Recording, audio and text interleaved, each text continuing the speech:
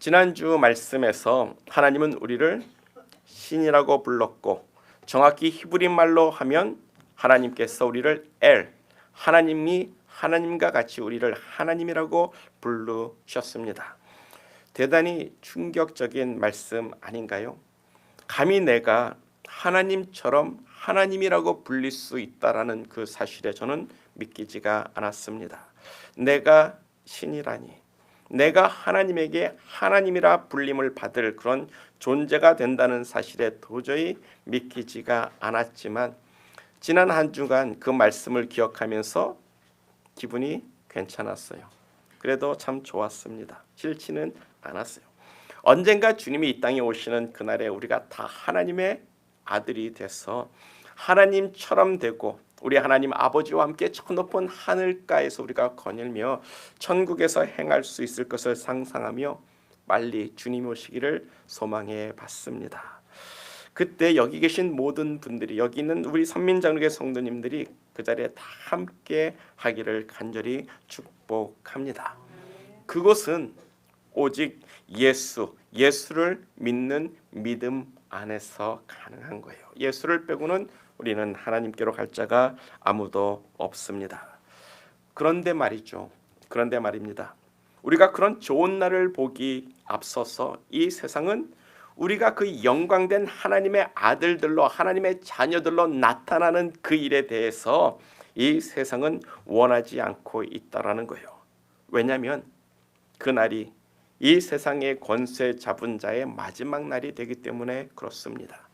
요한계시록을 보면 그 마지막 날에 이 세상의 권세 잡은 자가 그 권세를 빼앗기지 않으려고 마지막 하나님과 큰 전쟁을 치르게 되는데, 그것을 우리가 잘 알고 있는 아마겟돈 전쟁이라고 하죠. 그 전쟁으로 이 세상의 권세 잡은 자의 권세가 무너지고 하나님이 뜻하신 새하늘과 새 땅이 이곳에 임하게 되는 겁니다. 그런 의미에서 지금 아직 이 세상은 그렇게 하나님과 원수된 자들의 세상이라는 거예요. 그래서 그 원수들이 하나님의 백성을 싫어하고 이 땅에 있는 하나님의 존재에 대해서 과학적으로나 문학적으로나 어떤 지식적으로나 교육적으로나 종교적으로나 어떻게 해서든 하나님의 존재를 디나이하고 부인하려고 하고 있다는 거예요. 그것처럼 오늘 본문에 나와 있는 아삽의 시편에서 보듯이 그 당시 유일한 하나님의 백성이 되는 이 이스라엘을 이 세상에서 지워버리고 싶은 원수들이 있었다라는 거예요. 지금도 그와 같은 원수들이 있습니다. 이란 같은 나라는 공공연히 말하기를 우리가 핵폭탄을 만들게 되면 반드시 이스라엘을 지구상에서 없애버리겠다라고 아주 공공연하게 말을 하고 있다라는 거예요. 이것이 육적인 이스라엘에게 일어나고 있는 일들이에요. 지난 가나안 땅에 이스라엘이 정착한 지 3600년 동안 지금까지 이스라엘은 그런 자기들의 존재가 없어질 만한 그런 전쟁과 위기가 수도 없이 많았고 지금도 그런 상황 속에서 살고 있습니다. 그렇다면 이제는 영적인 이스라엘이 된 우리들이, 이제는 우리가 영적으로 이스라엘이 된 하나님의 선택받은 백성인데, 우리들을 없애고자 하는 영적인 전쟁들도 수없이 많다라는 것을 우리는 깨달아야 되는 거죠. 예전에 육적인 이스라엘을 그렇게 없애고 싶었던 사람들이 많았던 것처럼 지금 영적인 이스라엘이 된 우리를 원수 삼아 우리를 이 세상에서 없애고 하나님과 분리시키고 싶어하는 세력들이 지금도 엄청나게 많다는 것을 우리는 알아야 합니다. 이 세상은 우리가 보지는 못하지만 선과 악의 전쟁터가 되고 있어요. 하나님과 이 세상 권세 잡은 악한 사탄의 세력과의 전쟁터입니다. 성경은 당연히 하나님이 그 마지막 전쟁에서 승리하심으로 말미암아 그들을 영원한 불목 가운데 던지시고 이제 하나님이 원하시는 새로운 새 하늘과 새 땅을 이 땅 가운데서 만드실 것을 예언하고 있지만, 그때까지 이 땅에 사는 우리는 그런 영적인 전쟁으로 말미암아 고통을 당하고 상처를 입고 환난을 당하며 우리의 신앙을 잃어버릴 만한 위기를 당하고 있다라는 거예요. 영적인 전쟁은 마지막 주님 오시는 그날까지 계속 우리들의 삶 속에 도전되어 오고 있습니다. 우리가 그 영적인 싸움에서 이기는 자, 귀한 믿음의 사람 되기를 간절히 축복합니다. 특별히 오늘 본문 배경이 역대하 20장에 있는 말씀인데, 유다 민족 주위에 둘러싼 모든 민족들이 다 연합을 하는 거예요. 모든 민족들이 다 연합을 해가지고 하나가 돼서 이스라엘을 이 땅에서 지워버리자라고 지금 전쟁을 준비하고 쳐들어오고 있는 그런 위태로운 상황에서 아삽이 하나님께 간구하는 겁니다. 하나님, 잠잠치 마시고 우리를 도와주시옵소서. 하나님, 잠잠치 마시고 저들을 심판하시고 멸망시켜 주시옵소서라는 기도가 되고 있는 거예요. 우리는 이 말씀을 가지고 우리의 영적인 전쟁으로 비유해서 한번 말씀을 나누고자 합니다.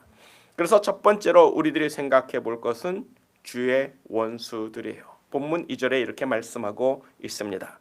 대저 주의 원수가 호나하며 주를 하나는 자가 머리를 들었나이다. 아삽이 말합니다. 주의 원수예요. 주의 원수. 즉 이스라엘을 침공하러 오는 모든 적들은 하나님의 원수라고 이야기를 하고 있어요. 또 아삽은 그들을 주를 한하는 자라고 이야기를 합니다. 주를 한한다라는 것은 이게 한이 맺혀 있다라는 거예요. 하나님에 대해서. 그래서 하나님을 아주 미워하는 자라는 뜻을 이야기하고 있는 거예요. 왜 세상 민족들이 왜 하나님을 미워할까? 미워할 수밖에 없습니다. 왜 그럴까요? 하나님만이 오직 참 하나님이라고 하니까, 다른 신들은 다 우상이라고 하니까 세상 사람들이 하나님한테 적대적일 수밖에 없는 거죠. 지금 기독교가 세상에서 미움을 받았던 이유도 그 유일신 사상 때문입니다. 하나님만 신이고 나머지는 다 쓰레기라고 이야기를 하니까 분쟁이 있고 미움이 있고 싸움이 있고 적대적인 마음을 가질 수밖에 없다라는 거예요. 이제 그런 문제로 인해서 싸우지 말자. 그런 상처를 싸매고 우리가 다 함께 잘 살자고 하는 것이 요즘 들어서 생겨난 에큐메니칼이라는 운동입니다. 아마 들어보셨을 거예요. 처음에는 모든 교회가 일치돼서 하나로 연합하자, 하나된 교회로 세움을 얻자라고 운동을 시작한 건데, 지금은 모든 종교가 하나가 돼서 우리가 다 같이 신앙적으로 싸우지 말고 잘 살자라는 그런 기독교 운동이 되고 있는 겁니다. 이 운동을 통해서 WCC가 생겼고 WEA라는 기독교 반기독교적인 단체가 생기게 된 거예요. 모든 종교를 통합하고 있는 겁니다. 모든 종교가 다 통합이 돼버리면, 하나가 돼버리면 서로에 대한 어떤 앙금이 사라지는 거예요. 서로에 대한 미움이 사라지는 겁니다. 종교가 다 하나로 통합이 되면 사회가 통합이 되는 겁니다. 사회가 평안이 되고 피스가 되는 거예요. 너무나도 좋은 생각입니다. 하지만 이것은 인본주의적인 휴머니적인 생각일 뿐 하나님의 뜻하고는 너무나 거리가 먼 사탄의 계략과 영적인 전쟁의 한 일환이 되고 있는 거죠. 그런 의미에서 우리는 이 땅에서 살아간다는 것은 이렇게 원수들 틈에서 살아가는 것이에요. 하나님을 한하는 자, 하나님을 적대시하는 자, 하나님을 미워하는 자 틈에서 우리는 살아가는 겁니다. 우리는 사탄 마귀의 세력 가운데서 살아가고 있는 겁니다. 그래서 누가복음 4장 5절과 6절에 이렇게 말씀을 하고 있습니다. 누가복음 4장 5절과 6절이에요. 마귀가 또 예수를 이끌고 올라가서 순식간에 천하 만국을 보이며 가로되 이 모든 권세와 영광을 내가 내게 주리라. 이것은 내게 넘겨준 것이므로 나의 원하는 자에게 주노라. 사탄이가 지금 감히 예수님에게 하는 말이에요. 감히 사탄이가 예수님을 시험하면서 네가 나에게 절을 하면 이 세상 모든 권세와 영광을 내가 너에게 주리라. 참 대단한 말 아닙니까? 이 세상은 나에게 넘겨준 것이라고 말을 하면서 예수 네가 나에게 절을 하면 내가 이 세상을 다 주겠다고 하는데, 이 세상을 나에게 넘겨준 것이 뭐라는 이 말을 우리가 생각해 볼 때 이 세상은 누구 거요?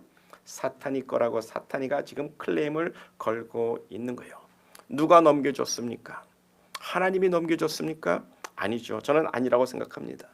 아담과 하와를 하나님께서 지으시고 아담과 하와로 이 지구를, 이 세상을 정복하고 다스리라고 주셨는데 그 아담과 하와가 죄를 짓고 쫓겨나니까 이 빈자리를 사탄이가 탁 들어와서 이건 내 거라고 지금 클레임을 걸고 있다라는 거예요. 그래서 사탄이가 권세 잡은 자, 이 땅에서 권세 잡은 자라고 성경은 말씀을 하고 있는 거예요. 이 온 세상이 이렇게 하나님을 대적하게 됐습니다. 이제는 하나님을 믿는 우리를 대적하고 있는 거예요. 그래서 이스라엘의 원수가 곧 하나님의 원수이고 우리의 원수가 곧 하나님의 원수가 되고 그 원수의 머리는 바로 사탄이가 되고 있습니다. 그래서 요한복음 16장 33절이에요. 요한복음 16장 33절을 보면 이것을 너에게 이름은 너희로 내 안에서 평안을 누리게 하려 함이라. 세상에서는 너희가 환난을 당하나 담대하라. 내가 세상을 이겼노라 하시니라. 아멘.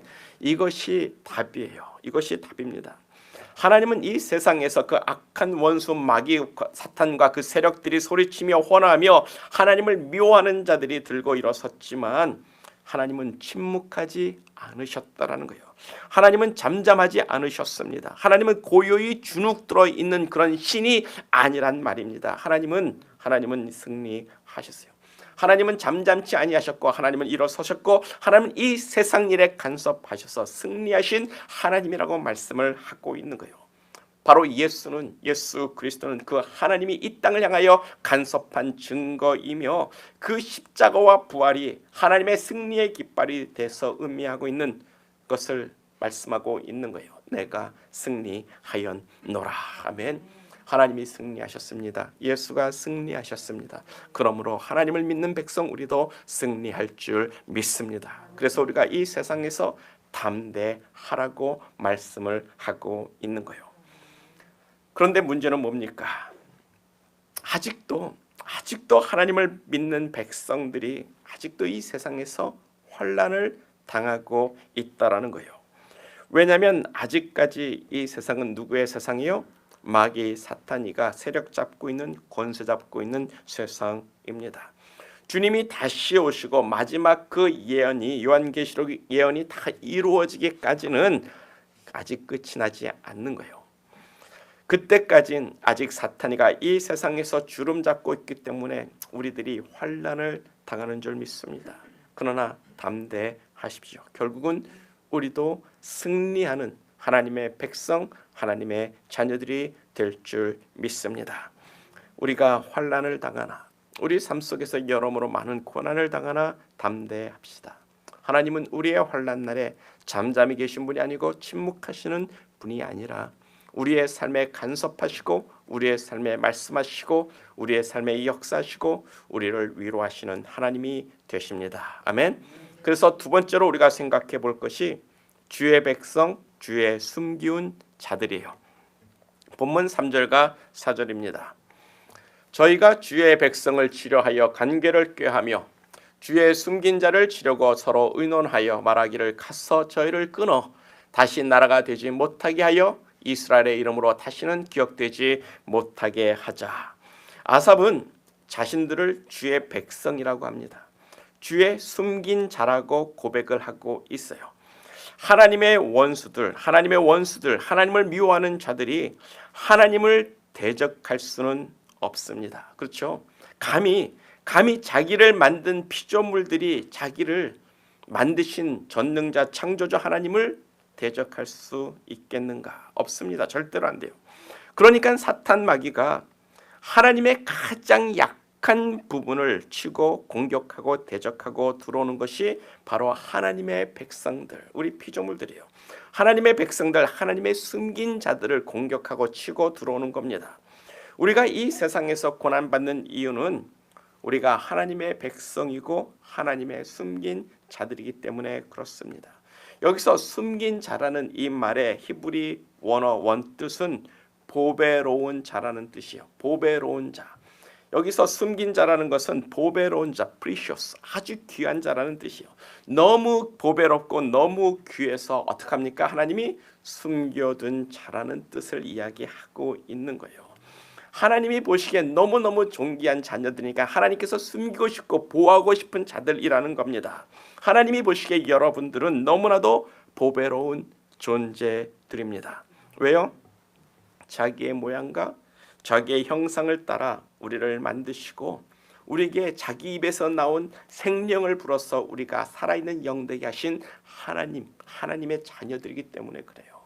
자기의 모양을 따라 형상을 따라 만들었다라는 것은 결국 세상 말로 다시 번역을 하면 하나님께서 우리를 낳았다라는 의미가 되고 있다라고 우리가 성경 공부를 통해서 배워본 적이 있습니다. 우리는 그냥 피조물이 아니에요. 하나님의 자녀들이고 하나님께서 감히 우리들을 하나님이라고 부를 만한 그런 존재들이라는 사실을 생각해 볼 때 우리가 얼마나 보배로운 자들인지를 우리가 생각해 봐야 합니다. 그래서 하나님께서 너무 보배로우니까 하나님께서 만들어 놓고 이 세상의 지구를 만들어 놓고 이 세상의 에덴 동산을 만들어 놓고 하나님께서 그 에덴 동산에 아담과 하와를 두어 하나님께서 이 세상을 다스리게 하셨던 거예요. 그런 아담과 하와를 감히 하나님을 대적할 수 없는 사탄이가 만만한 게 누구예요? 바로 이런 하나님의 보배로운 자녀들이기 때문에 아담과 하와를 속여서 죄를 짓게 함으로 하나님을 대적하게 하는 겁니다. 아담과 하와가 하나님께 정말 보배로운 자들이에요. 하나님께서 숨기고 싶은 자들입니다. 하나님이 아담과 하와를 위해서 십자가에 못 박혀 죽어줄 만큼 너무나도 보배롭고 존귀한 자들이라는 거예요. 그리고 이제 여러분들이 하나님의 백성이요, 여러분들이 하나님의 보배로운 자녀들인 줄 믿습니다. 아멘. 부모의 마음이라는 게 다 그렇지 않습니까? 딴 건 몰라도 내 자식은 좀 보호하고 싶은 보호 권능을 우리가 다 가지고 있잖아요. 사람들이 나를 공격하고 나를 책망하고 나를 대적하는 것은 괴롭지만 그래도 견딜 수가 있어요. 근데 나 말고 내 자식이 와서 대적하고 내 자식을 괴롭히고 내 자식을 힘들게 하면 그는 못 견딥니다. 우리 자식의 목에 칼을 들이대고 협박하면 우리가 안 들어줄 부모가 여기 어디 있겠습니까? 자녀들은 그 사람의 가장 보배로운 자요. 전쟁터에서라면 싸움에서라면 누구도 못 건들게 숨기고 싶은 자들이 바로 자녀들이죠. 그런 자녀를 건드리는 것이 가장 큰 공격점이 되는 거예요. 그래서 사탄이가 하나님을 대적할 수는 없으니까 하나님의 가장 보배로운 자 아담과 하와에게 와서 죄를 짓고 하나님 앞에 범죄함으로 하나님을 속상하게 만드는 거예요. 우리 안에 우리가 원하든 원하지 않든 죄악의 생각들, 죄악들이 우리를 괴롭힐 때마다 우리는 생각해야 되는 겁니다. 내가 주의 백성이라 그렇구나. 내가 하나님의 보배로운 자이기 때문에 내 안에 이 죄가 들어와서 나를 괴롭히는구나. 내가 너무 보배로워서 내가 하나님의 숨겨둔 자인데 내가 원수들로 인하여 내가 이런 고난을 당하고 있다라고 생각하고 담대히 하나님 우리 아버지를 바라봐야 되는 거예요. 하나님은 우리를 내버려 두지 않습니다. 하나님은 잠잠하지 않습니다. 하나님은 하나님 되심을 나타내사 우리를 환난 가운데 주시고 구원하시는 되십니다. 우리는 절대로 우리의 이 보배로움을 하면 안 되는 이라고 했습니다. 하나님이라고 했습니다. 우리의 당하는 고난과 어려움을 통해서 우리의 이 아름다운 보배로운 존귀함을 포기하면 절대로 안 되는 거예요. 우리는 하나님 앞에 더할 나위 없이 존귀하고 아름다운 사람들입니다. 이 보배로움을 지키고자 하나님의 백성으로서 하나님의 나라로서 그리스도인의 삶에서 승리할 수 있는 우리 모두가 되기를 간절히 축복합니다. 그래서 세 번째로 우리가 생각해 보고자 하는 것이 하나님의 지존하심이요. 하나님의 지존하심이란 그 누구도 하나님을 대적할 수 없다는 것을 증거하는 하나님의 존재의 의미를 부여하고 있습니다. 하나님은 그 누구도 대적할 수 없는 존재예요. 그런데 본문 12절을 보면 원수들이 말하기를 우리가 하나님의 목장을 우리 소유로 취하자라고 이야기를 하고 있어요. 결국 하나님의 것을 빼앗자라는 것이 원수들의 목적입니다. 그 원수된 잔들을 하나님께 심판해 달라고 아삽이 하나님께 간구를 하는데, 아삽이 사사 시대에 일어났던 하나님의 구원에 대해서, 심판에 대해서 예를 들고 있어요. 9절을 보면 미디안에게 하신 것처럼 행하시고 기손 시내에서 시스라와 야벤에게 행하신 것처럼 저희에게도 행하소서라고 이야기를 합니다. 사사기 7장을 보면 하나님께서 이 미디안 사람들을 심판하신 이야기가 나오는데, 그때 하나님께서 기드온의 용사 300명을 가지고 이 미디안의 수만 명의 군대를 쳐서 부셔버리는 거예요. 중요한 것이 22절입니다. 300명이 나팔을 불 때 여호와께서 그 온 적군으로 동무들끼리 칼라로 치게 하심으로 적군이 도망하여 스레라의 벳시다와 이르고 또 답밭에 가까운 아벨 물홀라의 경계에 이르렀으며라고 이야기를 하고 있어요. 미디안 족속들이 잠자다 말고 나팔 소리에 놀라서 옆에 있는 친구들을 서로 찔러 죽이는 거예요. 또 시스라도 잠자다가 여자에게 말뚝에 박혀서 죽습니다. 그러니까 아닌 밤중에 홍두깨라고 지금 아삽이 간구하는 게 뭐예요? 하나님, 저들이 자다 깨면 죽음이 이르게 하여 주시옵소서. 그냥 자는 중에 계속 자게 하여 주시옵소서라고 기도를 하고 있는 거예요. 또 11절을 보면 저희 귀인으로 오렙과 수렙과 세바와 살문나 같게 하소서라고 기도를 하는데, 이 사람들은 그 주위에 있는 나라의 왕들입니다. 근데 그 왕들이 다 포로로 잡혀서 아무런 힘도 쓰지 못하고 그냥 잡혀있는 상태로 칼에 찔려 뱀을 당해 죽게 되는 거예요. 그러니까 이 땅의 지존자이신 하나님이 일어서면 힘 있는 자도 강한 군대도 어이없게 망하는 거예요. 그래서 하나님이 이 땅의 지존자가 되는데, 저는 성경에서 이런 하나님이 임하신 전쟁 가운데 가장 흥미로운 것이 히스기야 왕 때의 전쟁이에요. 히스기야 왕 때 아수리아 사내립 군대가 18만 대군이 쳐들어왔습니다. 근데 그 18만 대군 어마어마한 숫자 아닙니까? 18만 대군이라는 게 대단한 숫자인데, 대한민국의 군대의 3분의 1이 되는데 그 군대가 하룻밤 사이에 다 죽고 없어지는 거예요. 자다 말고 다들 봉탕 터져서 죽은 것 같습니다. 하나님이 잠잠치 않고 하나님이 일어서시고 하나님이 행하시고 하나님이 간섭하시면 이렇게 사람으로 상상할 수 없는 일이 벌어지는 거예요. 그것이 지존자의 일입니다. 누구도 이 지존자를 대적하거나 상대할 사람이 아무도 없다라는 거예요. 우리가 이 지존자의 아들임을 우리가 기억하기를 축복합니다. 지난주 말씀에서 뭐라고 이야기합니까? 하나님께서 말씀하기를 내가 너희를 신이라 하였거늘, 내가 너희를 지존자의 아들이라 하였거늘 이라고 말씀하고 있지 않습니까? 그런 지존자가 우리를 위해서 일하시면 우리가 상상할 수 없는 일들이 일어나는 거예요. 홍해 바다가 갈라지는 겁니다. 18만 대군이 하룻밤에 다 사라지고 없어지는 거예요. 어쩌면 그것은 지존자이신 하나님에게는 아무것도 아닌 일이 될 수도 있는 거예요. 지존자, 그 존귀한 하나님이 바로 우리를 위해서 육신을 입고 이 땅에 오셨습니다. 그 지존자 하나님이 바로 여러분들을 위해서 십자가에 못 박혀 죽으셨어요. 그 지존자 하나님이 여러분들을 위해서 십자가에서 벌거벗고 못 박히시며 죽으셨습니다. 그가 그 죽음 가운데서 부활하사 우리로 다시 한번 영생의 자녀된 영생의 소망을 우리에게 허락해 주시며 하나님께서 우리를 축복의 자녀로 다시 불러주고 있는 거예요. 이 지존자 하나님이 여러분들을 그렇게 사랑하시는 이유가 뭡니까? 내 자식이라는 거예요. 내 보배로운 자식이기 때문에 난 너를 위해서 죽어줄 수 있다고 말씀하고 있는 것 아닙니까? 우리가 그런 하나님을 기억해야 되는 거예요. 하나님은 보배로운 우리를 위해서 잠잠히 계신 하나님이 아닙니다. 이렇게까지 아들을 내어주시며 스스로 이 땅에 오신 하나님을 우리가 기억하고 내가 얼마나 보배로운 존재인지를 우리가 깨달아야 되는 거예요. 우리가 이 땅에서 먹고 사는 것이 힘들고 어렵고 고난당한다고 하나님을 부인할 일이 아니란 말입니다.